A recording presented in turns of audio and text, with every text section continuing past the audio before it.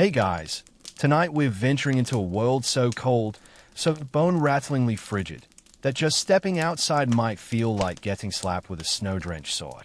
You're in Viking territory now, lands kissed by auroras and cursed by winters so long and dark, even the stars sometimes look like they're shivering.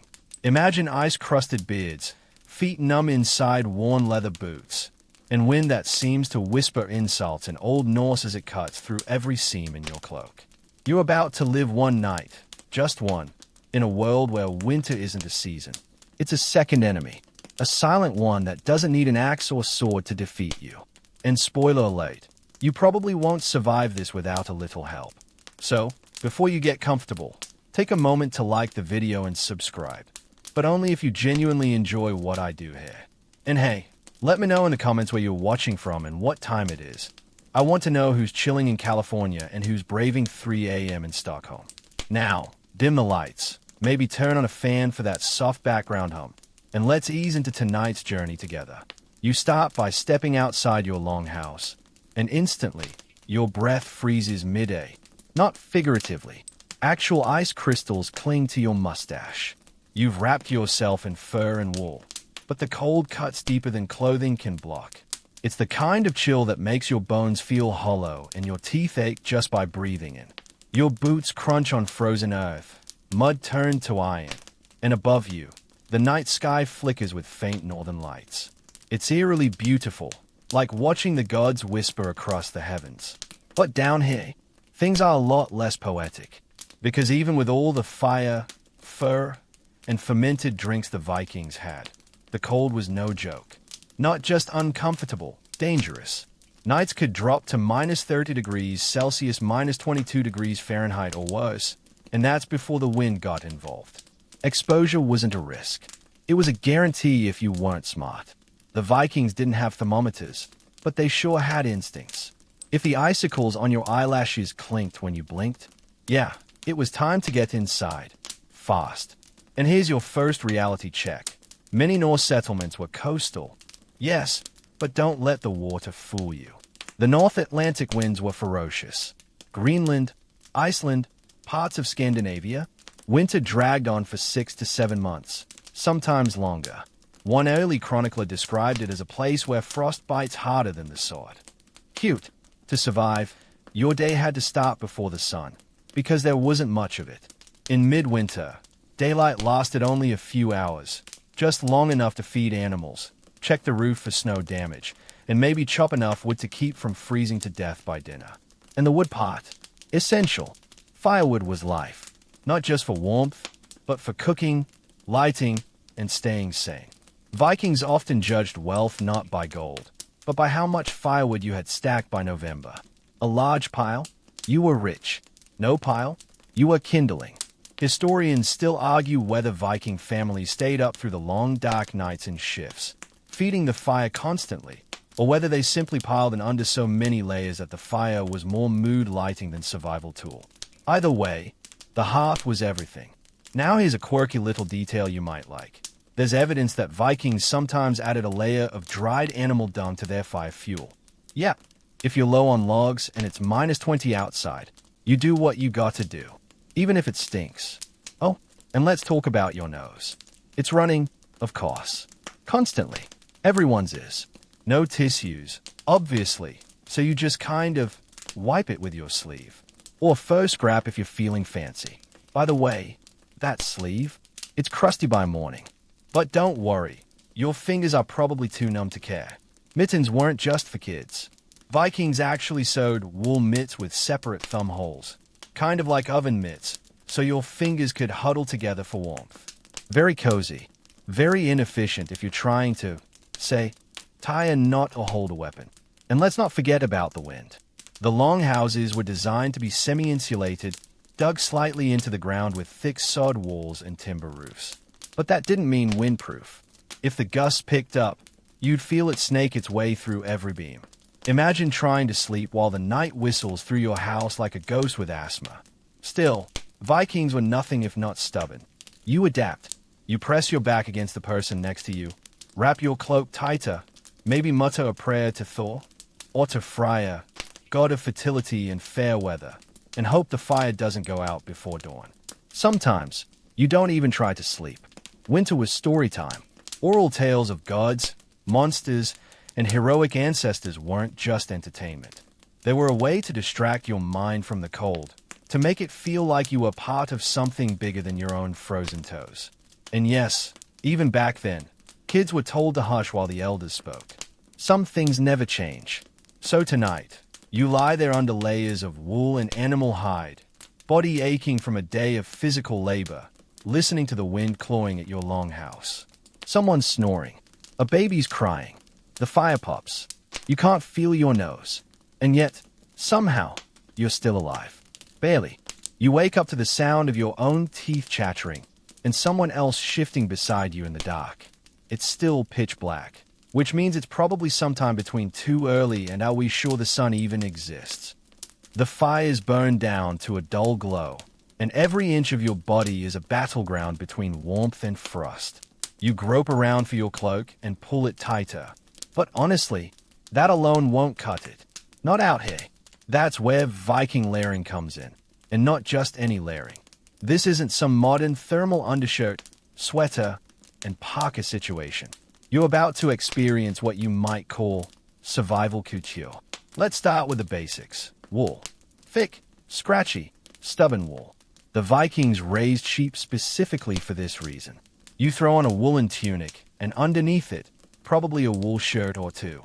Not comfortable, but it traps heat like magic.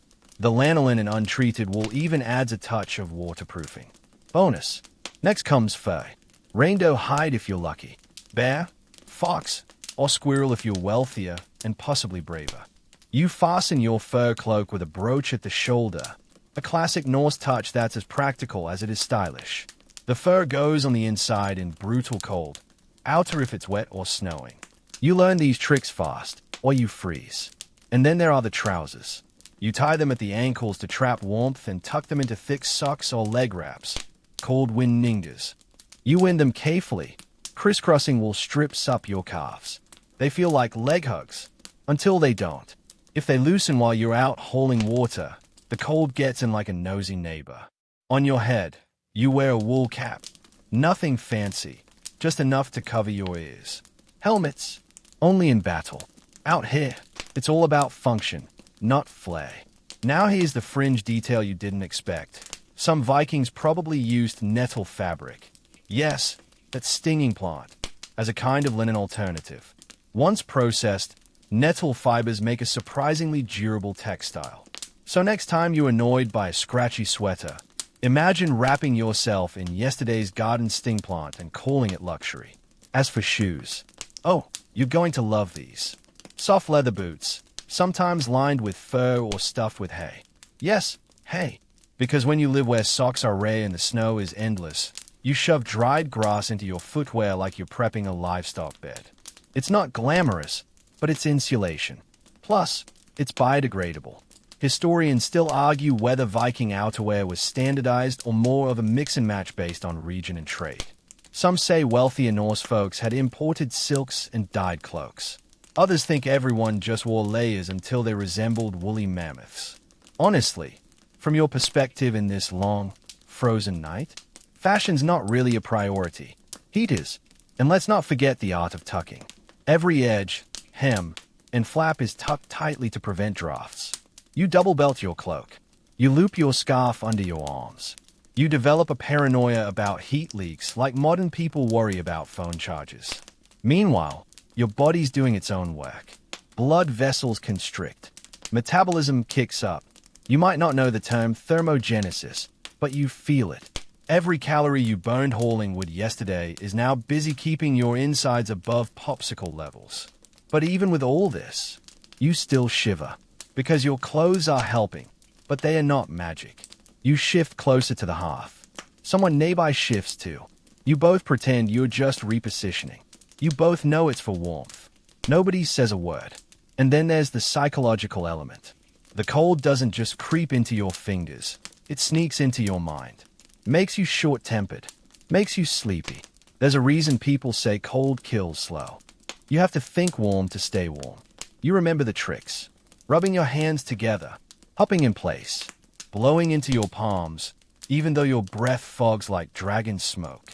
You wrap a wool band around your chest to protect your lungs, because sharp air can cause real damage. One wrong breath, and you're hacking like a dying raven all week. Now, if you were truly elite, like Jarl status elite, you might own imported cloaks dyed with madder root or indigo. Colors meant more than style. They showed who had connections. Bright blue on a gray winter morning. That was pure flex. But for you, it's the practical things that matter. Dry boots, tight seams, layers you can remove quickly when doing physical work. Because sweat, ironically, is the enemy. Once you're damp, the cold turns on you fast. You don't just get uncomfortable, you die. So when you head outside to check the livestock, you're careful. You adjust your hood. You retighten your belt. You feel like a walking pile of laundry. But hey, at least you're warmish. The goats blink at you from their corner of the barn, icy breath puffing from their little noses. They are laid up too, in their own goat-y way. You feel a kinship. The Viking survival strategy wasn't about brute strength. It was about detail, precision. 1,000 little decisions that could mean the difference between waking up tomorrow or becoming a freeze-dried cautionary tale. You step back into the longhouse. Shake off the snow. Someone hands you a mug of something warm. It smells vaguely like bok tea and regret. But it's hot. And right now, that's all that matters. The longhouse welcomes you back with a rush of warmth, an immediate wall of smell. It's a mix of wood smoke, damp wool, roasted something, and just the faintest whiff of wet dog. Comforting in a weird way, like crawling inside a toasted sheepskin that's been lived in by 20 other people and maybe a couple of chickens. This place is your fortress, not a castle with turrets and banners, but a squat, earthy rectangle designed for one very specific purpose: keeping death by snowstorm at bay. The fire crackles in the hearth, low but alive. It sits right in the center of the room, a long trench lined with stones and ash. You can still feel the last few hours of heat pulsing up through the smoke hole above. The smoke mostly escapes. Mostly, you settle on a bench near the fire, pulling your cloak tighter as your boots steam lightly from the snow. Around you, others do the same.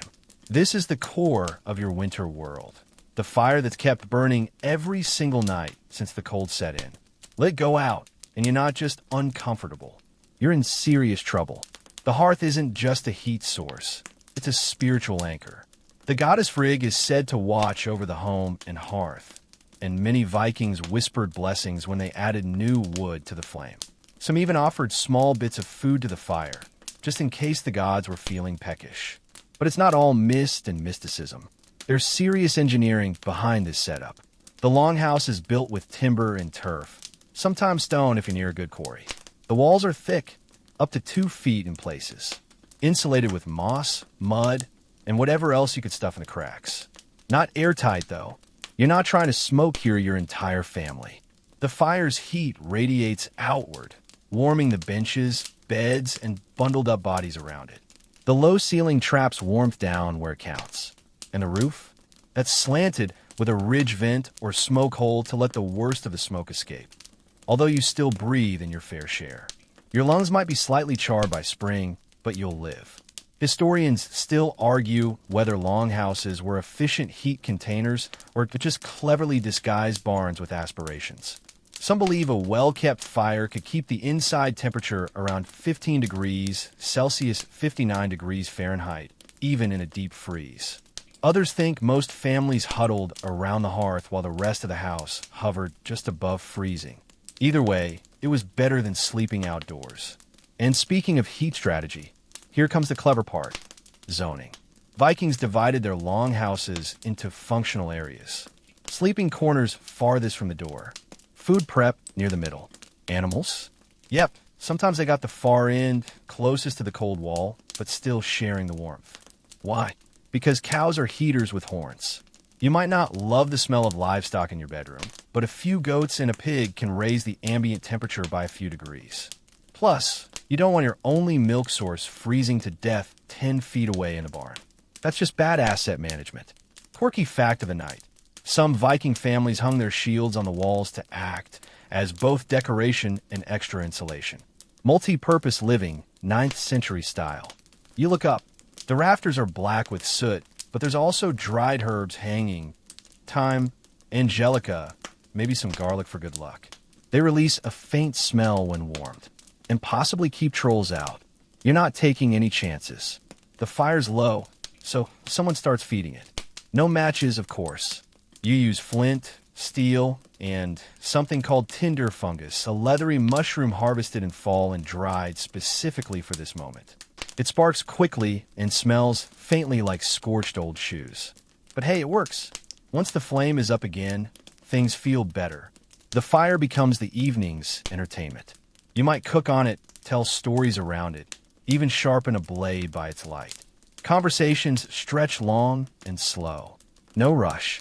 Night could last 16 hours this time of year. You've got time. But here's the thing. Fire's not free. You need wood. A lot of it. Whole forests have fallen just to keep Viking families alive through the winter. Gathering wood wasn't just autumn prep. It was an ongoing winter task. If the pile by the door runs low, someone has to trudge out and get more. Even if it's dark. Even if it's snowing sideways. Tonight, that someone isn't you. Lucky.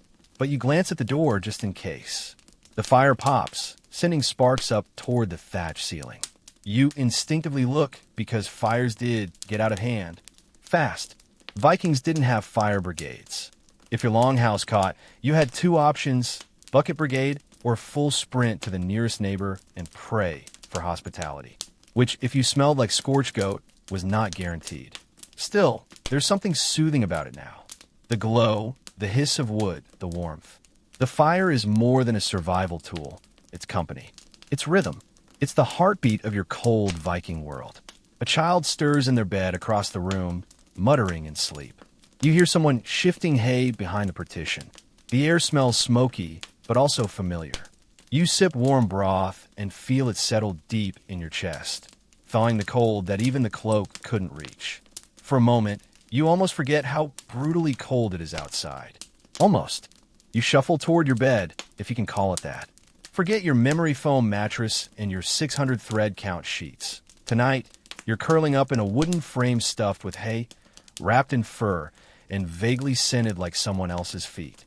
Still, after a day in Viking winter, it feels like a 5-star spa. Viking beds were low to the ground, nestled into corners or built along the sides of the longhouse. Some were carved wood, if you were well off. Most were rough planks padded with straw or dried grass. Over that, thick pelts, bear, wolf, reindeer, even dog, formed your blankets. You lie down and pull one over your chest. It's heavy. You can barely move your arms. That's the point. Your breath curls upward in little clouds, disappearing into the rafters.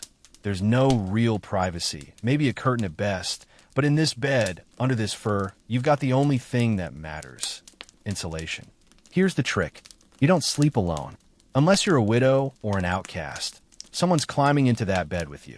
Maybe a spouse, maybe a child, maybe your weird uncle who smells like fish brine and never stops humming. It's about body heat, not boundaries. Even livestock join in. Chickens roost under benches. A goat might sleep against your legs. It's not glamorous. It's effective. You're not just sharing a bed. You're merging heat signatures. It's the Viking version of group therapy, with added snoring. Historians still argue whether Vikings used pillows or just bundled cloth under their heads. Some suggest that wealthier Norse folk had carved wooden headrests. Others think everyone just kind of winged it. Based on how your neck feels, you suspect the latter. And remember that hay mattress? It's comfortable for about 15 minutes, then itchy. By spring, it'll be full of bugs. But tonight, it's soft, dry, and slightly warmer than the floor. So, 5 stars. You tuck your hands into your tunic to keep your fingers warm. Cold fingers are dangerous fingers. You've seen what happens when someone falls asleep with bare hands in January. Frostbite doesn't knock. It just shows up, sets up camp, and starts turning you into jerky.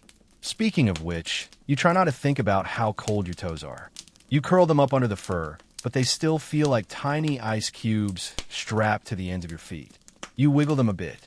No response. You do it again. Okay, they're still attached. Probably. Another quirky tidbit. Some Vikings heated stones in the fire, then wrapped them in cloth and placed them in their beds to warm the space before climbing in. Like a medieval hot water bottle, only less cuddly and more likely to give you second-degree burns if you roll onto it too soon. If you're lucky, your bed is up on a raised platform. That keeps you out of the cold drafts that sneak across the floor. Cold air is a sly beast. It slithers in from the door, curls under blankets, and attacks your spine like an icy snake with a grudge. Your nose is the only thing peeking out from the covers. It's freezing. You consider pulling the fur up, but then your breath gets trapped and the inside of the blanket starts feeling like a damp cave. So you suffer the frosty tip of your nose in silence. Classic Viking move. Next to you, someone stirs and coughs. You try not to move too much. Getting warm is all about creating a bubble of heat under the covers. Too much shifting, and you let the cold back in. So you lie still, like a hibernating bear wrapped in wool and dreams of spring. But you're not asleep yet. Not even close. You can hear the rest of the Longhouse settling. A baby wails softly across the room. Someone mutters a short prayer, maybe to Odin, maybe to their grandmother. The fire crackles. Embers hiss. You feel the tension of winter in every sound. Even the walls groan. The wood contracts in the cold. The thatch above you whispers under the weight of snow. You remember stories of longhouses collapsing under heavy snowfall. Not often, but enough to make you check the beams before lying down. Every single night. And yet, somehow you begin to drift. Your body, though wrapped tighter than a mummy, begins to warm the space around you. Your legs thaw. Your hands feel less like wood. You exhale slowly, watching the last curl of your breath vanish in the dim glow. Then you hear it, the night wind. It howls like a wolf just outside. Or maybe it is a wolf. You're not going out to check. The longhouse creaks again, and you pull the fur tighter. Here's a fringe historical fact. Some Viking homes had trapdoors or small side exits, allowing you to slip out discreetly at night. Useful if nature calls, or if you're escaping a bear attack. Either way, you really don't want to use it now. And just when you're nearly asleep, a small foot jams into your back. A kid has rolled over. You grunt. The child is already snoring again. You sigh, adjust, and accept your fate. Because this is Viking sleeping. It's not peaceful. It's not elegant. It's survival. A nightly battle waged in sweat-soaked wool, shared body heat, and sheer stubbornness. You close your eyes, hoping the fire holds until dawn. Hoping your toes feel like toes again in the morning. And hoping, above all, that the snow doesn't come through the roof. You wake before the sun, not because you're an early bird or some highly motivated Norse overachiever, but because your toes just touched something ice-cold beneath the blanket. It's either a goat nose or a rock-hard frost patch in the hay mattress. Hard to say. You're not quite brave enough to check. Still wrapped in furs, you sit up slowly. Every breath you take looks like smoke in the air. The fire's down to embers, and the longhouse is quiet in that eerie, too cold for even a whisper kind of way. You need to get moving. But first, you reach for your best friend on nights like this, the hot stone. Well, formerly hot. Now it's more lukewarm and slightly damp. You placed it by your feet before bed, wrapped in wool. It gave you just enough comfort to fall asleep without convincing yourself you'd lose a toe by morning. You hold it in your hands now, soaking up what little heat it has left. Not exactly spa grade, but still better than nothing. This ancient sleep hack was genius in its simplicity. Take a stone, let it sit in or near the hearth for hours. Wrap it in something not flammable, hopefully, and toss it under your blanket. It radiated heat like a miniature sun. A very stubborn, short-lived sun. You shuffle over to the fire and poke the coals with an iron rod. Time to revive it. Someone else snores loudly. You ignore them.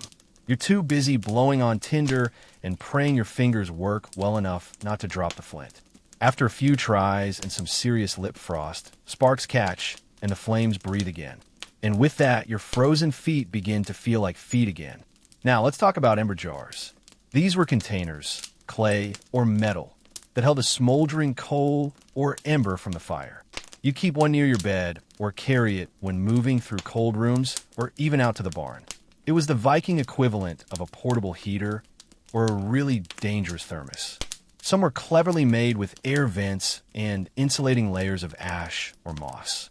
Others were just don't drop this on your lap, level risky. But they worked. And if your fire went out in the night, one good ember could restart it, as long as you didn't sit on it or knock it over in your sleep. A fringe practice?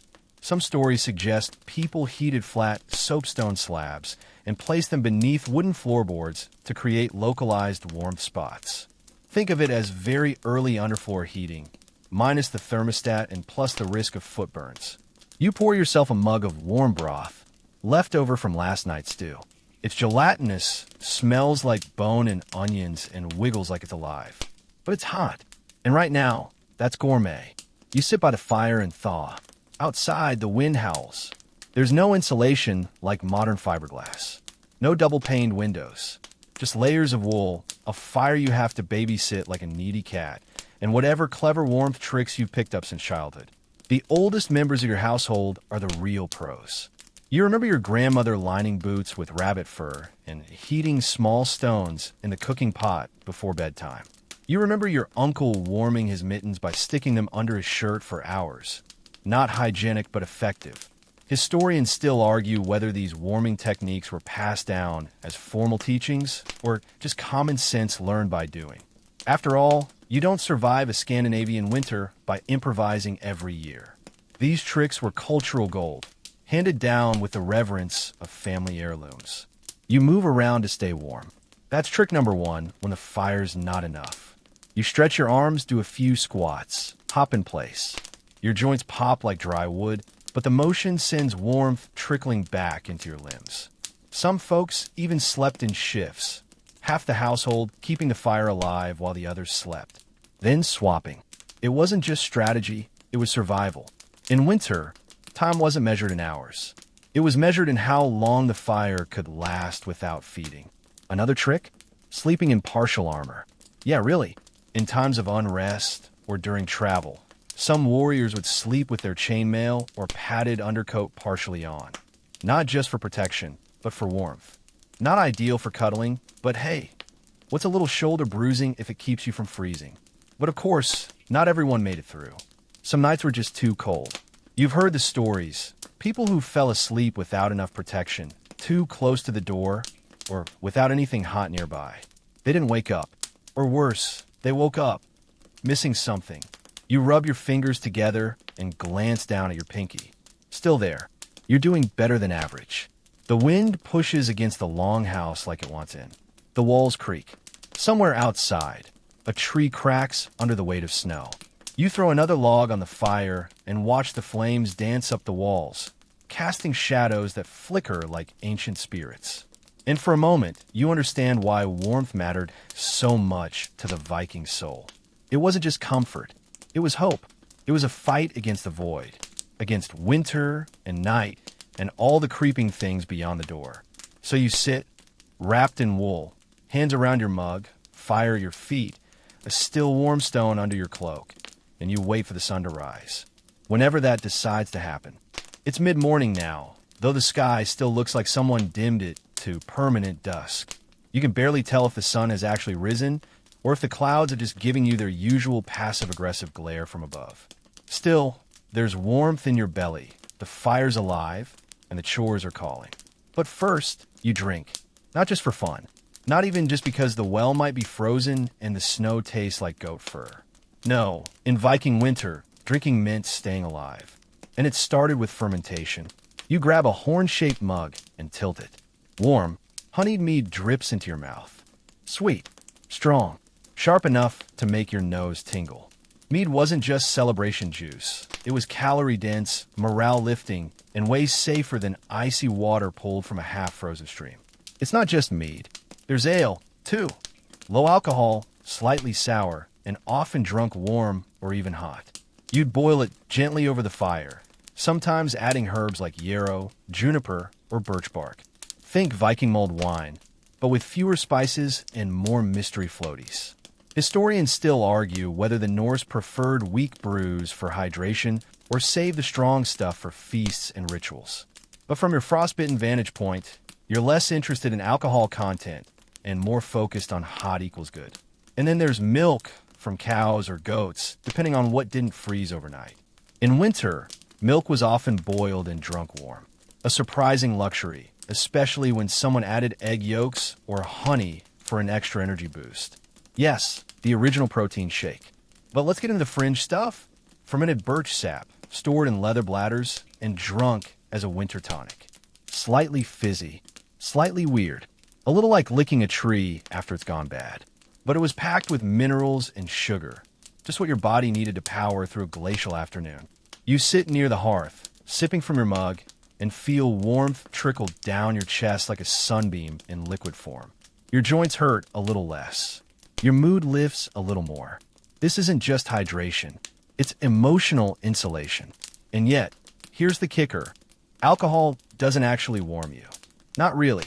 It dilates blood vessels, making you feel warmer even as your body loses heat faster. It's an illusion, but when you're wrapped in fur and sitting by the fire, that illusion is very convincing. You're not about to question it. Besides, you're not drinking to get drunk.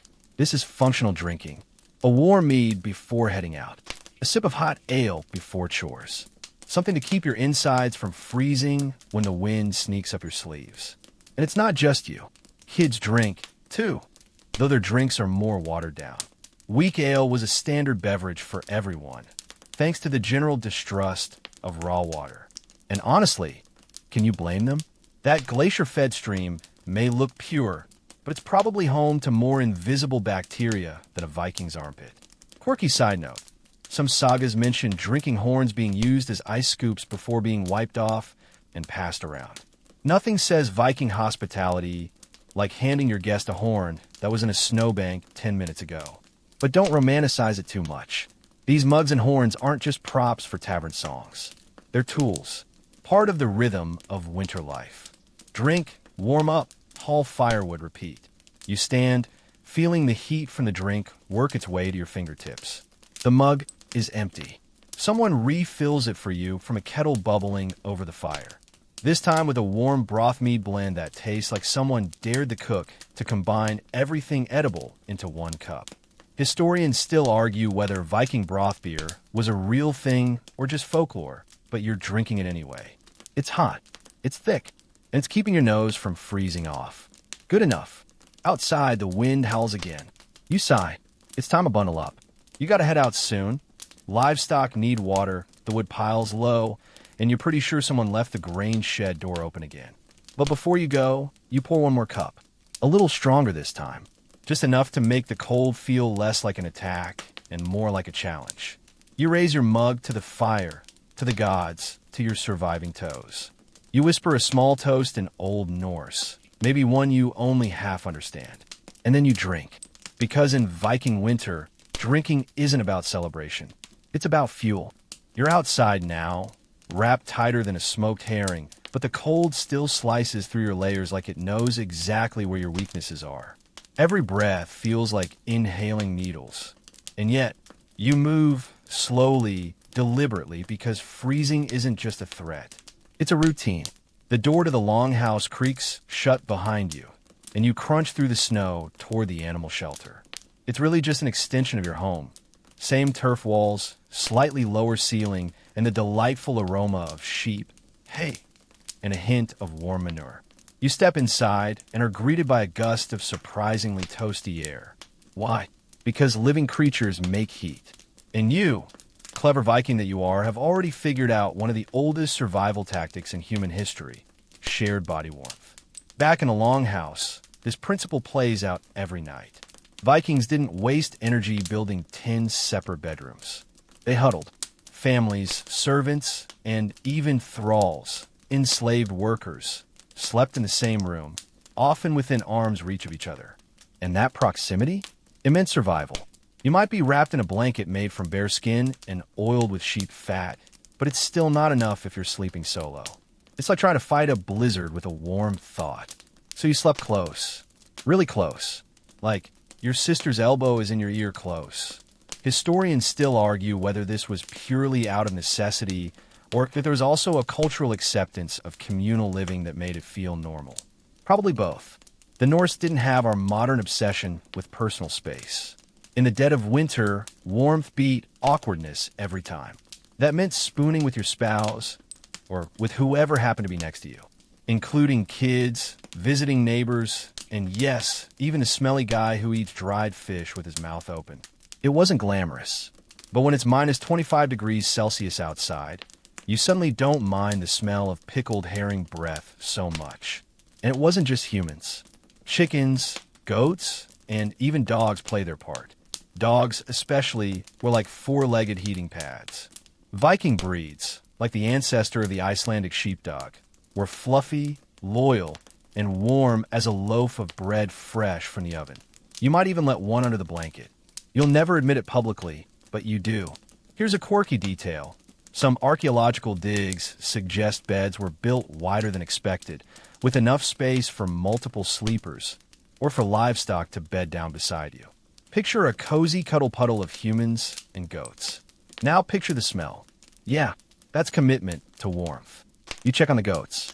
They're still alive, breathing little clouds, huddled close, nibbling hay from each other's backs. Smart. You refill their water bucket with snow you'll melt later and give them a nod of respect. Survivors recognize survivors. Back inside, morning routines continue. Someone is rubbing animal fat into their hands to soften frost-chapped skin. Someone else is trying to coax life into frozen toes by stuffing them under their cloak. You toss your cloak over the fire rack to dry it, hopefully before it freezes into a wool pancake. The Longhouse feels alive again, snoring replaced by quiet conversation, the clink of bowls, the occasional yawn. And despite the biting cold, there's a strange sort of comfort here. Everyone knows the dance. You glance at the central hearth again. A boy is sitting by it, wrapped in an oversized cloak, dozing upright like a little heat-seeking statue. His mother is braiding her hair with cold-numbed fingers. A thrall is quietly feeding the fire, eyes on the embers like they hold tomorrow's fate. There's a quiet bond among everyone in the room. Not love, necessarily, but shared dependence. Viking winter didn't leave space for loners. You couldn't do your own thing when your survival depended on the collective warmth of bodies. So even if you argued during the day, you still curled up together at night like mismatched socks in a shared drawer. And when someone didn't show up to sleep, you noticed. Fast.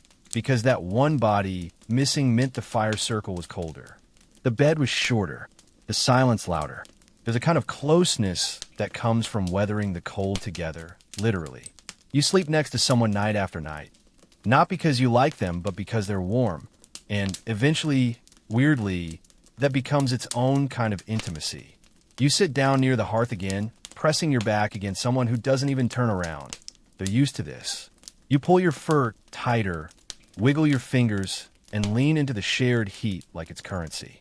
And you remember what your uncle always said during the worst winters. You don't need to like people to share a blanket. Just don't die. Wise words. Especially now. So you settle in, elbow to elbow, goat to goat, dog under the fur. And the cold? It's still out there, waiting, scraping against the door like a ghost with frostbite. But in here for now, you're warm enough. Together. Your stomach growls. Loudly. Loud enough to startle a nearby chicken and aim you a judgmental side-eye from the dog curled by the fire. You've burned through most of yesterday's calories just by existing in the cold. And now it's time for the next survival essential. Food that fights the freeze. And let's be clear, this isn't food for pleasure. This is food for power. For insulation. For getting you through another blizzard without collapsing face first into a snowdrift. You need fat, protein, and warmth, all crammed into a bowl. You start with a ladle of steaming meat stew, thick with bits of salt pork, fatty lamb, or if it's a special day, some smoked seal. Yes, seal. It's oily, chewy, and smells like the sea decided to wrestle a campfire. But it fills you with a warmth that's worth the flavor sacrifice. And there's root vegetables, rutabaga, carrots, parsnips, cooked until they practically fall apart. They've been stored in earthen pits all winter, kept cool but unfrozen thanks to layers of straw. They are not crispy anymore, but they are edible. Barely. You dunk a piece of turnip in your broth and chew thoughtfully, pretending it tastes like roasted garlic instead of earthy despair.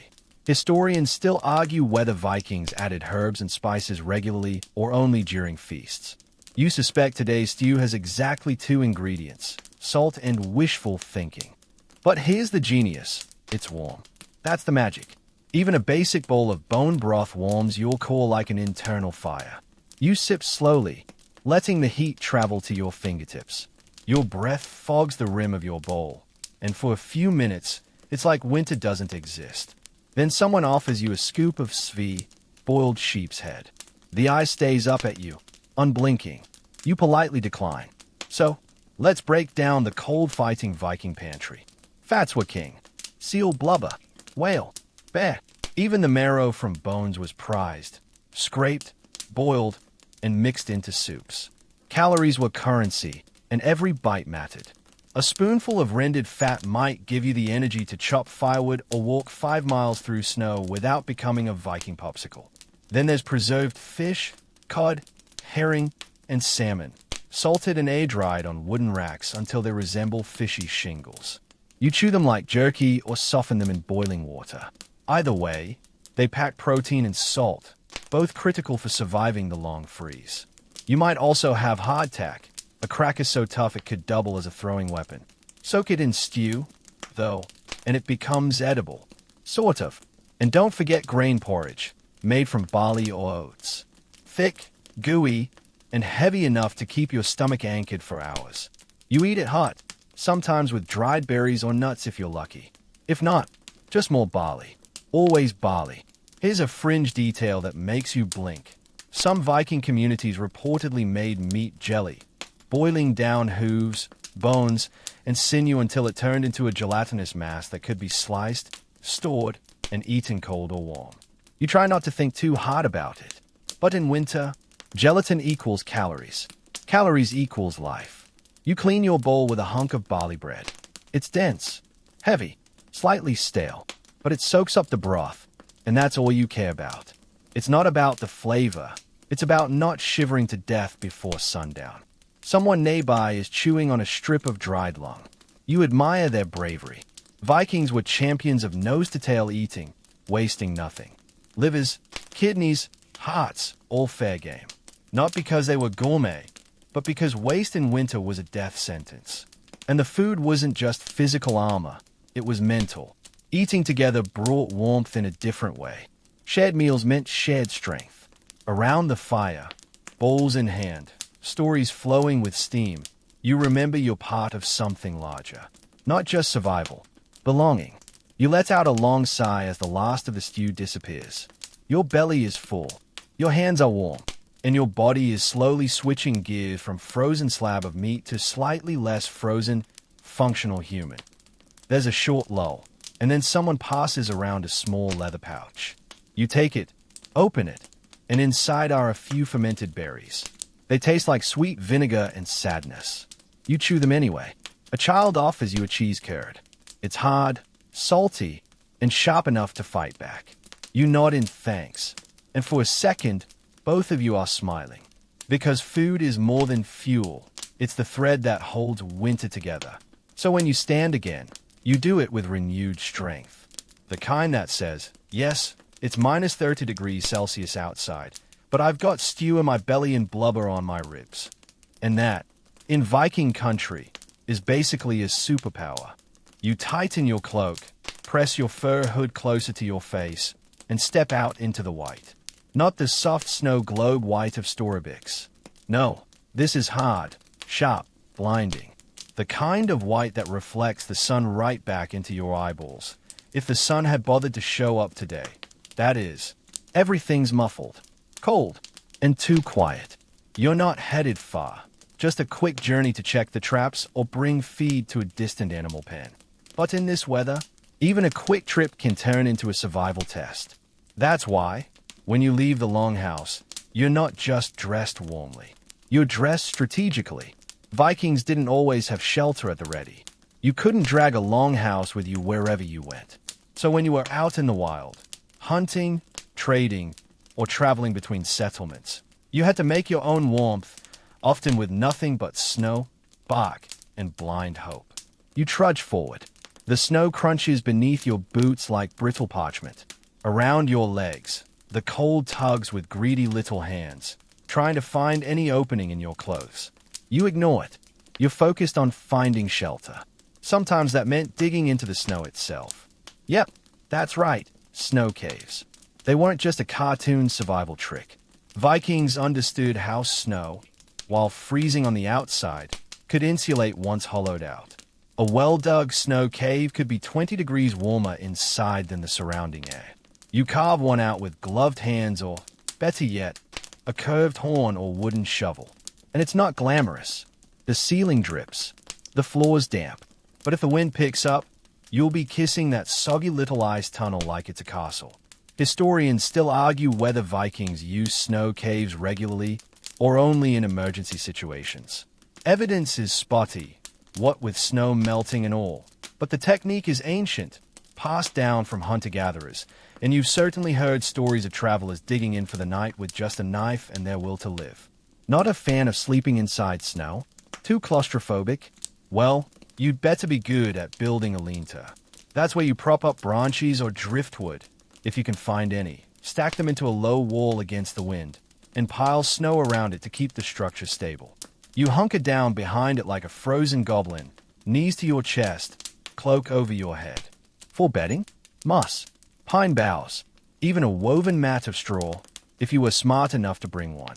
Remember, ground cold equals body cold.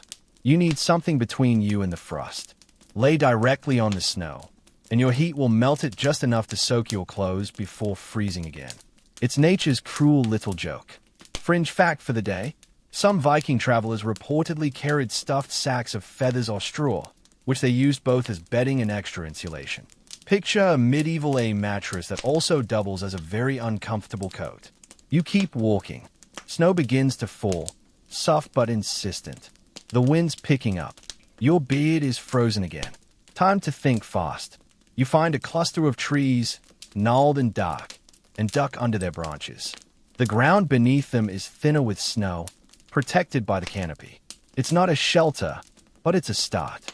You begin assembling a rough lean-to with branches and a feline cloak stretched over a horizontal limb. Not exactly waterproof, but enough to block the wind. Inside, it's tight.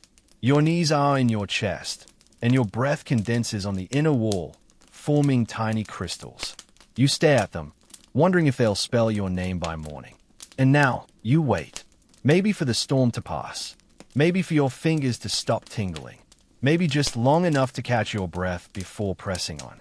You sip from a pouch of lukewarm broth, still clinging to its heat from hours earlier. You huddle deeper into your makeshift shelter. The silence is broken only by the wind rattling the branches and your own slow breathing. Here's the truth most people forget. Traveling during a Viking winter was always a gamble. You didn't go out unless you had to. Roads? Mostly packed snow or frozen rivers. Landmarks? Covered. Orientation? Difficult. You get turned around once, and suddenly a 2-mile trek becomes a death spiral. And if you got caught in a storm, you built what you could, burrowed where you could, prayed to Thor for clear skies and not thunder. Or, if things got really bad, you climbed a tree and shouted apologies to every god whose name you could remember. Because sometimes, all you had was your gear, your instincts, and the ability to improvise warmth out of thin air. You reach into your pack for an extra pelt. Wrap it around your legs. Your back is against a tree trunk now, and though the bark is rough, it feels oddly grounding. You curl tighter.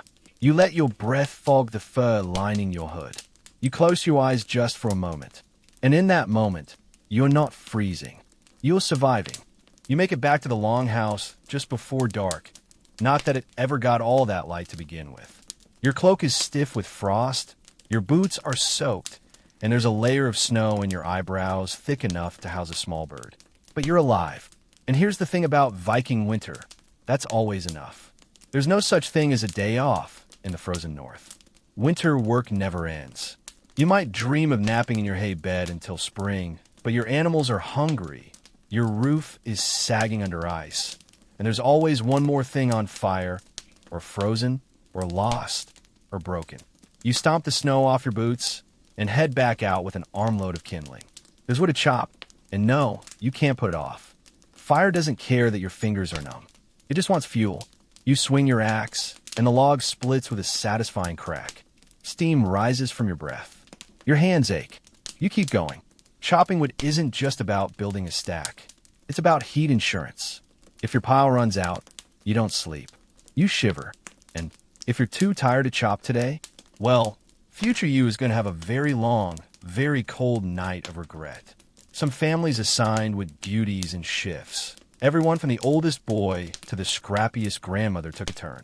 Even the dog helps by dragging small branches in its teeth. You think about training your goat to do the same. Then remember how stubborn goats are. Never mind. Inside, someone is mending clothing, squinting by the firelight as they sew a tear in a fur cloak. Another is rewrapping leg bindings. Those when ningas again, because nothing ruins your morning like a loose wool wrap flopping around in the snow like a rebellious sock snake. Someone else is boiling water, carefully chipping ice off the bucket just to get enough liquid to cook dinner. There's no running water here, just snow, and melted snow, and then slightly less dirty snow. Historians still argue whether Viking winters were filled with constant chores or more quiet waiting periods between tasks. But in your world, the to-do list never sleeps. If you want to make it a spring with all your fingers and sanity, you work. You repair tools, too, bone hooks, leather straps, even iron hinges if you're lucky enough to have a forge nearby. Cold metal snaps like dry twigs, and cracked tools are useless when you're trying to repair the door before the next storm arrives. And let's talk about the roof.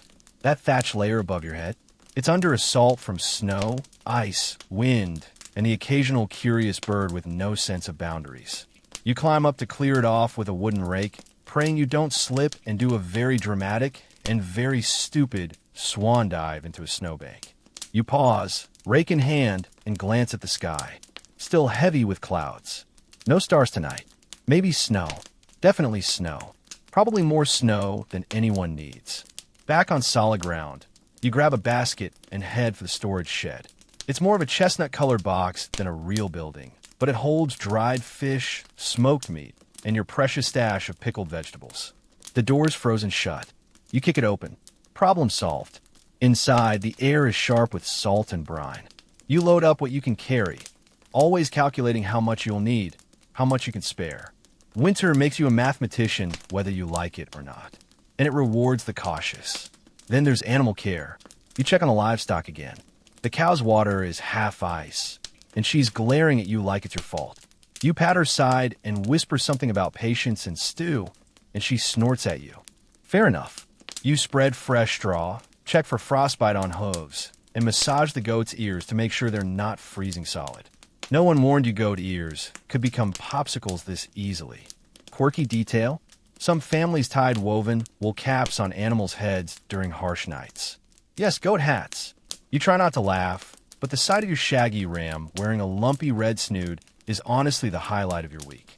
You go back inside and sit by the fire. Your shoulders ache. Your nose might be permanently pink. Your mittens are steaming gently, and you're about 3 splitters away from losing your mind. But still, you're getting things done. The work is endless, but so is the cold. It's a race. A slow-motion survival marathon where the prize is not being frozen into a decorative ice statue. And weirdly, it's satisfying, because every log you split, every goat you feed, every cloak you sew, it's proof that you're still here, still fighting, still defying the freeze. Winter may be long, unforgiving, sometimes brutal, but so are you. You sit back down by the fire, breath heavy, clothes steaming faintly as the cold starts to seep out of your layers. Your hands are raw, your back aches, and you smell vaguely like smoke, goat, and effort.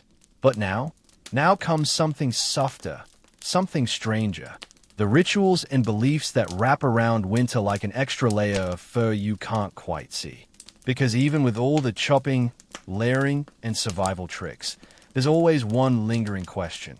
What if the cold isn't just cold? The Vikings didn't separate their world into neat little boxes like physical and spiritual. To them, winter wasn't just a season. It was a force, a thing that wanted something. Maybe your strength, maybe your livestock, maybe you. So naturally, you turn to rituals. You light a second fire, just a small one, and drop a pinch of salt into it, whispering a short chant under your breath. Not because it's tradition, but because you've seen what happens when people don't. The last guy to scoff at winter spirits ended up with both his big toes blackened and a goat that screamed all night. Coincidence? Maybe, but you're not testing it. You touch the stone pendant around your neck, Thor's hammer.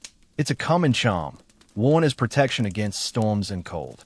The Norse gods weren't all sunshine and inspiration. They were rough, dangerous, and necessary. And when you lived in the north, you didn't ask for warmth, you asked for mercy. A few feet away, someone's carving runes into a piece of birch bark. Protective symbols, drawn with calm hands and a muttered chant. One for the hearth, one for the animals, one for the children who always seem to end up with frostbitten ears no matter how many layers they wear. Historians still argue whether these household rituals were practiced by all Norse families or just more remote or superstitious ones. But let's be honest, when your roof creaks like it's about to collapse and the wind outside sounds like a banshee doing throat singing, everyone's a little superstitious. You remember your grandmother, how she used to leave offerings of the house spirit's nook near the back of the longhouse. A crust of bread, a pinch of meat, or a spoonful of broth. For the Landvetti, she'd say. The hidden ones, the guardians, the ones who live just beneath the floorboards and whisper when the cold comes too fast. There's a small clay bowl still in that corner, blackened with soot but carefully filled every night. Just in case.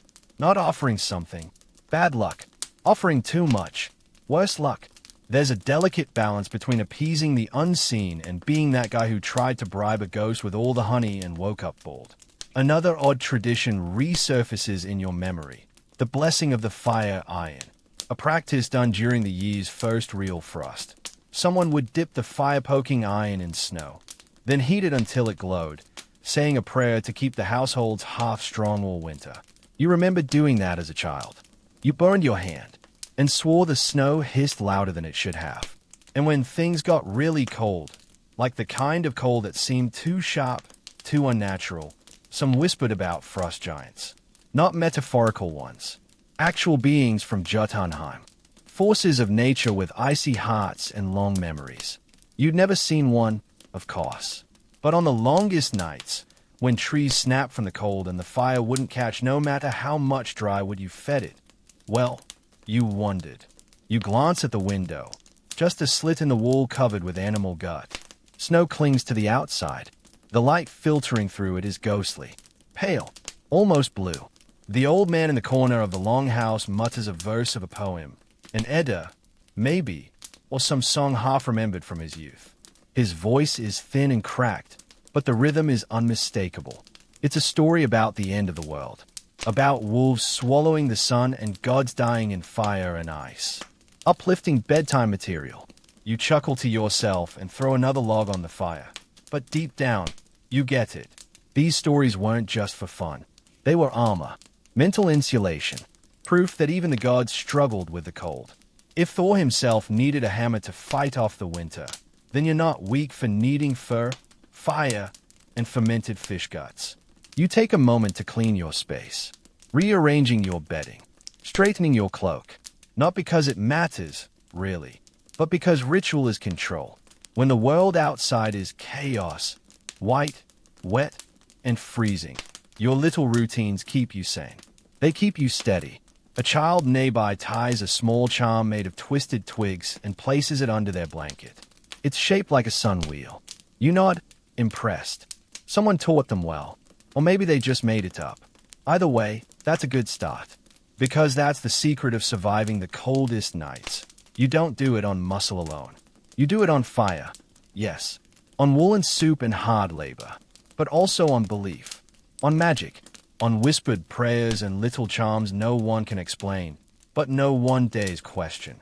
The cold is real. But so is your fire. So is your courage. So are the runes scratched into the beam above your head. And you're not just surviving. You're protected. There's a silence in the longhouse that only comes after a long, exhausting day. The kind where your body aches all over, your clothes are stiff from old sweat and fresh snow, and your hands are cracked from cold and work, and never quite enough rest. And that's when you notice it. Your thumb is numb. Not the kind of numb that goes away after a good shake. The kind of numb that makes your stomach clench and your thoughts whisper words like frostbite and infection and amputation. Okay, maybe don't panic yet. You flex your fingers. Wiggle your toes. Good news, most of them move. Bad news, some feel like they're made of wood. Cold wood. Possibly cursed wood. Welcome to the Viking world of frostbite and first aid. Now, you don't have a medicine cabinet. There's no antiseptic, no aloe gel, no little tubes of triple action ointment. What you have is instinct, tradition, and animal fat. Lots of it. Because when your skin starts to dry, crack, or blacken from exposure, your best bet is to slather it in goose grease, seal blubber, or pork lard and hope for the best. You dig into a pouch near the fire and pull out a soft cloth bundle. Inside is a mixture of rendered fat and birch tar. Sticky, smelly, and shockingly effective. You rub it on your thumb, gently warming it with your other hand. It stings. A good sign. Pain means your nerves are still alive. For deeper damage, you'd reach for moss. Specifically soft peat moss, cleaned and dried, used to wrap fingers and toes after warming. Some even mixed it with crushed herbs, like celandine or angelica root, believed to draw out the cold spirits. Was that scientific? No. But honestly, it often worked better than just ignoring the problem. Historians still argue whether Viking medical practices were based more on observation or ritual. Probably both. You'd see your aunt smear fish oil on a burn and chant a little verse while doing it.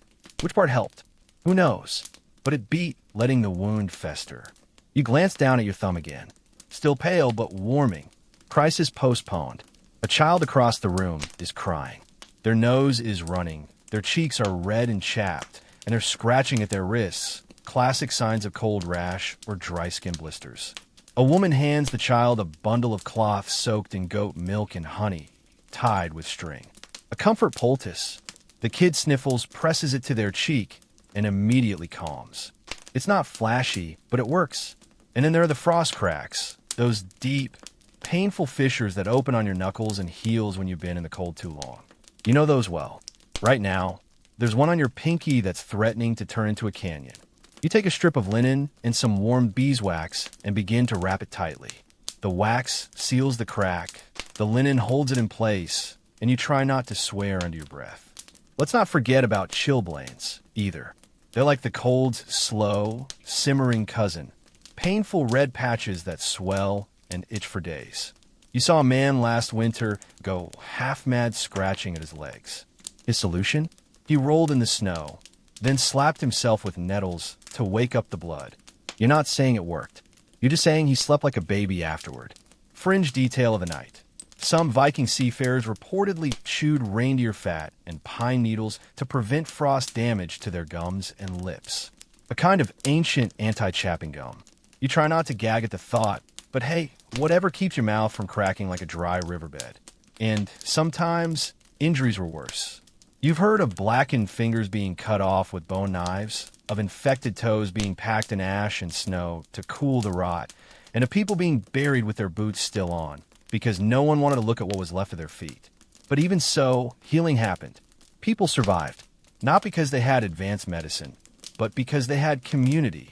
Someone was always ready with a pot of warm oil, a strip of clean wool, or a whispered blessing to keep the cold at bay. You sigh and stretch your legs. The fire pops beside you. Your thumb is warming, wrapped in moss and fat and linen, tucked under your arm like a baby bird. It still hurts, but that's good. It means you're still fighting. You look around. A woman is trimming the burnt ends from her husband's hair, singed when he leaned too far into the fire. A boy is soaking his frozen feet in warm water with stones from the hearth. Everyone has some scrape, crack, or chill damage patch. Everyone's mending one part at a time. You dip your fingers in the pot of blubber balm and pass it to the person beside you. They nod in thanks, rubbing it into their hands with slow, practiced motions. No words needed. You've all seen what winter can do. You've all helped each other put the pieces back together. Because here, in the north, healing isn't heroic. It's just part of the job. You're on the move again, bundled up like a portable haystack, bracing against the icy wind as your boots crunch through snow crusted harder than old bread. The Longhouse shrinks behind you, a blur of smoke and shadow. And ahead, just a flat white world stretching toward the horizon like it has something to prove. You're not just surviving the cold anymore. You're traveling in it. And that, friend, is a whole new flavor of misery. Winter travel in Viking times was like playing survival roulette. You might reach your destination just fine, or you might be snow-blinded, frostbitten, flipped into a frozen creek, and eaten by wolves, in that order. But some things couldn't wait for spring. So, you prepare. First, the gear. You strap on snowshoes, wooden frames laced with animal sinew, because trudging through waist-high powder and regular boots is the quickest way to exhaust yourself before you even leave the yard. These wide, webbed wonders keep you above the surface, if a little wobbly, like wearing dinner plates tied to your feet. You tighten your fur-lined hood, check the straps on your sled, and whisper a few hopeful words to your dogs. If you're lucky enough to have a sled team, they're your best chance of crossing the frozen valleys before nightfall. And if not, you're the sled team. Grab those reins and start dragging. Historians still argue whether Viking sled dogs were used commonly for long-haul travel or just regionally in places like Greenland and Iceland. What's clear is that when conditions were right, frozen rivers, packed snow, they were faster than any foot patrol and a whole lot warmer if you needed a furry emergency blanket. You take a deep breath. Cold air punches your lungs. You squint into the wind, lean forward, and go. You follow the old winter paths, routes packed down by generations, skirting rivers, weaving through pine forests, and avoiding known wolf haunts, usually. Landmarks are everything. A bent tree, a half-buried rune stone, a hill shaped like a giant's shoulder.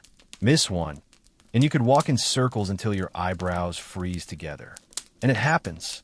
More than once. You pause, check your bearings, and spot the distant outline of a way marker. A tall wooden pole carved with runes and stacked stones. A literal signpost saying, hey, you're not hopelessly lost yet. Congrats. But let's talk about the real MVPs of Viking winter travel. Skates. Yes, bone skates.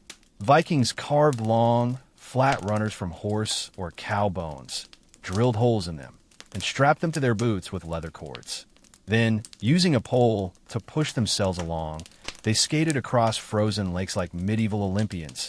If Olympians wore itchy wool and smelled like fish oil. You'd never think bones would make good skating tools. And yet here you are, gliding awkwardly over a frozen fjord, hoping you don't hit a crack and become an ice diving champion. It's fast, it's terrifying, and it beats trudging for hours. Fringe detail.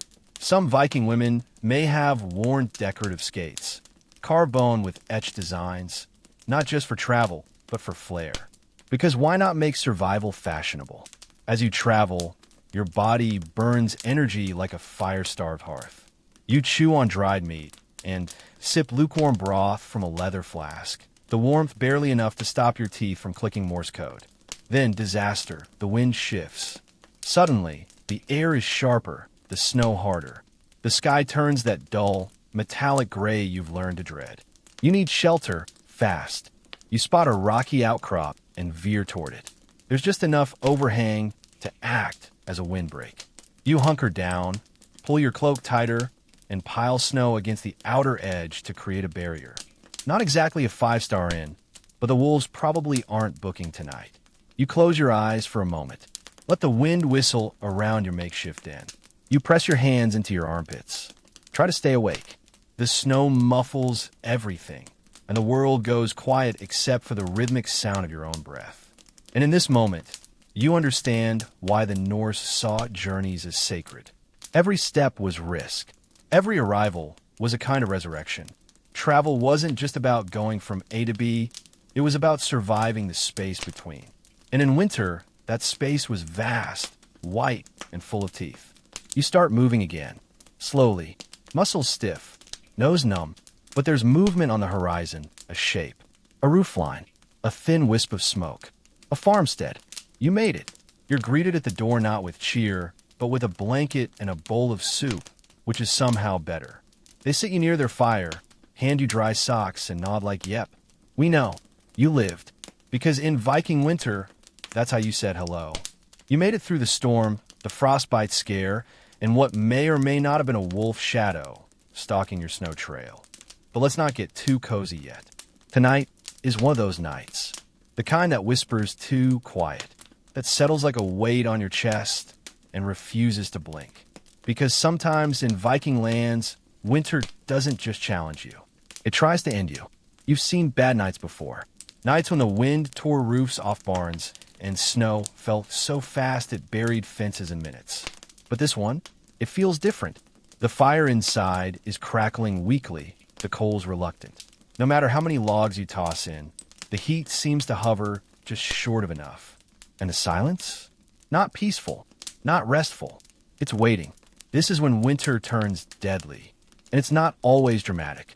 You don't need to be attacked by wolves or swallowed by an avalanche to meet your end. Sometimes it's just subtle, slow. You drift off by the hearth, thinking you're fine, but the fire dies at midnight and no one notices. The cold seeps in like a whisper, and by dawn, you're more ice than person. It's happened before. You remember stories, like the traveling merchant who made camp too far from shelter. They found him curled around his sled, eyes open, face peaceful, but frozen solid. Or the old man who insisted he didn't need help getting water one night. He never came back, just a trail of half-buried footprints leading to nowhere. Even inside the Longhouse, danger lingers. That fur blanket you pulled over your face for warmth traps your breath. Moisture builds. Damp fur turns into an icy trap. One wrong move, and you wake up coughing cold and soggy. A terrible winter trifecta. You watch the others as they prepare for night. Someone ties an extra layer around the window frame. Another lad ladles hot broth into a heavy bowl and sets it beside an old woman curled in the corner. No one's talking much. The tension is real. You all feel it. Tonight is one of those nights. Historians still argue whether the Norse believed in personified winter spirits or just told stories to keep children from wandering outside. But you've lived here long enough to know better. The cold has a mood, a voice, a rhythm. And tonight, it's humming a song you'd rather not hear. You check on the livestock again. They're huddled together, more anxious than usual. The dog won't leave the fire. You tighten the door seal with extra straw and stack a few rocks against the outer wall, just in case the wind decides to test your craftsmanship. Fringe fact, some Viking families hung animal bones over doorways on the year's coldest night. A ward, they said, against spirits that came with the storm. Chicken legs, goat skulls, anything that said, "We're protected. Keep walking." You considered it silly when you were younger. Not anymore. You settle into your bedding. More furs tonight, more layers, and you're careful. You stack your shoes near the fire so they don't freeze solid. You keep your gloves tucked under your shirt.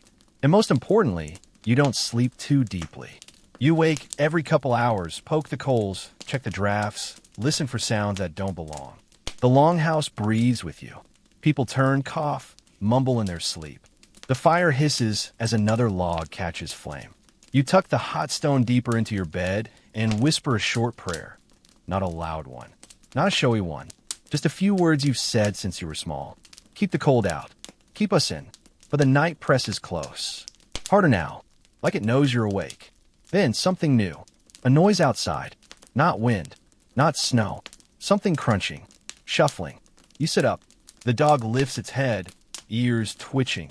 Everyone else is still sleeping. You stare at the door. Maybe it's just a deer, or snow falling from the roof, or nothing. You stay still, listening. The sound stops. The dog lowers its head.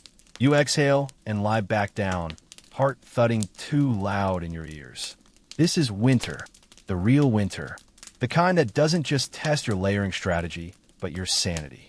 You curl tighter, willing the fire to last, the wind to calm, the shadows to stay outside. This night is long, too long. The hours stretch and tangle. You drift in and out of sleep, never fully gone, never fully present, just surviving. And then, finally, you see it. A hint of light. Not much. Just a pale glow through the window, gut skin. But it's enough. You sit up, shoulders stiff, legs cold, lips dry. You survived. You survive that night. And that's everything. Because in Viking winter, there are nights when you rest, nights when you work, and then there are nights when you endure. The world outside is melting. Not all at once, but enough for you to smell it. That faint, earthy sweetness rising through the cold, like frozen moss waking up. It's subtle. The snow still crunches beneath your boots, and icicles still hang from the thatch in jagged rows like dragon teeth. But the edge is softer now. You blink against the bright sky. The light is stronger, golden instead of blue. You squint and feel warmth on your cheek for the first time in what feels like years. It's not much, barely the kiss of the sun, but it's real. This is it, the last night of winter. Or so you hope. And it's no time to get lazy. Even now, the weather can snap back into rage. The colder than cold. The kind of night that punishes hope and flattens early spring dreams. You've seen it before. So tonight, you prepare like it's the coldest yet. Because it might be. You rebuild the fire with purpose, using your driest wood. No scraps, no shortcuts. The coals need to last until dawn. No one wants to restart this ritual in the dark. You check the longhouse from end to end. Tuck the sealskin tighter across the door. Reinforce the chimney stone. Reposition every bedroll. By now, you know all the tricks. No one in this household will be waking up with frost on their eyebrows if you can help it. A child asks if spring is coming tomorrow. You think about it, then say, maybe. Because even now, after everything, you respect the cold too much to make promises. And what a winter it's been. You flash back to it all in quiet waves. Frozen noses, hot stones, sleeping shoulder to shoulder with a goat, chewing hardtack so tough you might still have it in your molars. You remember waking to silence, so thick it felt sacred. You remember running to grab kindling while snow burned your cheeks like sandpaper. And the stories, the songs, the moments around the hearth that turned a group of cold, cranky, sore-footed humans into a family. The elders are saying their blessing of the fire, tracing runes in the ashes with fingers stained from smoke and work. They hum something low and soft. You don't know the words, but you feel the meaning. Gratitude, caution, a plea to spring to take its time, but not too much time. Please and thank you. You sit beside them, warming your hands and letting yourself breathe differently. Slower, deeper. Tonight will still be cold. Bitter, even. But something has shifted. The freeze is losing its grip. The wind still howls, but there's a gentler undertone now. Like winter knows its time is up, and it's trying to say goodbye without losing face. Fringe fact. Some Viking households mark the last full moon of winter with a quiet feast. Not a big celebration, just extra broth, a fresh loaf of barley bread, and a shared promise. We made it. You do that now. Share warm stew. Pass a wooden bowl of pickled roots. Sip the last bit of hunted mead someone saved for this moment. And outside, as you step into the chill one last time, you see it. Drip. Just one. A single droplet falling from the corner of the roof, leaving a dark speck on the white. It's not much, but it's everything. You head back inside, tuck into your bedding, and smile at the sound of gentle snoring and crackling fire. You pull the fur up to your chin, not for survival anymore, but for comfort. You've won. You outlasted the coldest nights. And now you rest. And now that you're safe, warm, and wrapped in a heavy fur of your own imagination, take a deep breath. Let it fill your lungs the way smoke once filled that longhouse, slow and thick, curling into every corner.